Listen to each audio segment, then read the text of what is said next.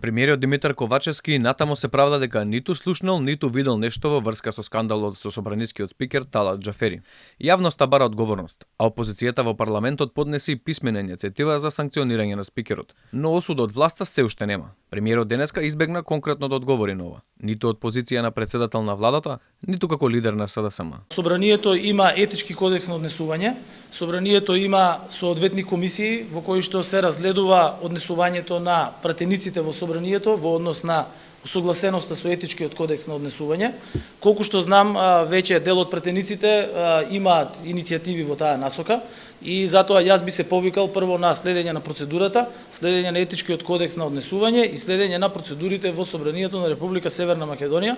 Ковачевски се правда дека не можел да даде оценка за нешто што не видел. Но како тогаш имаше прогон за бомбите и нелегално снимените разговори, кои во најголема мера се заснова исклучиво на аудио снимки. Исто така не сакаше да коментира. Премиерот да не заборавиме дека полу од затворениците ни се во затвор поради снимки на кои што се слуша, но не се гледа. Еднаш одговара ви на такво прашање, значи судот секогаш пресудува врз основа на материјални докази. И тие кои што се осудени, тие за кои што има случаи, сите случаи судот ги води врз основа на закони. Спикерот Џафери по скандалот замина во Германија, каде денеска беше гостин во тамошниот сојузен парламент Бундестагот. Опозицијата која веќе поднесе пријава до Комисијата за деловнички и мандатно-имунитетни прашања, денеска праша дали Џафери ќе му каже на неговиот германски колега како ги пцуел и навредувал вработените во Македонското собрание.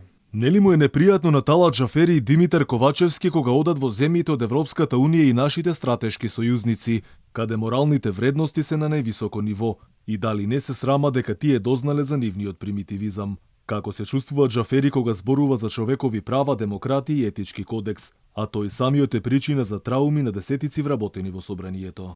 За сега се чека епилогот од Комисијата за деловнички и мандатно-имунитетни прашања, каде ќе се разгледува дали и до која мера Џафери го има прекршено етичкиот кодекс, кој на кој самиот го има подпишано пред 4 години.